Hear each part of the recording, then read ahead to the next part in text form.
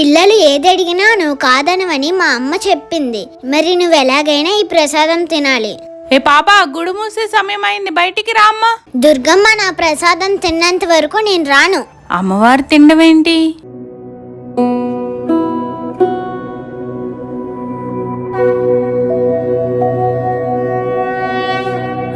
गिरिनन्दिनि नन्दितमेदिनि विश्वविनोदिनि नन्दिनुते गिरिवरविन्ध्यशिरोधिनि वासिनि विष्णुविलासिनि जिष्णुनुते।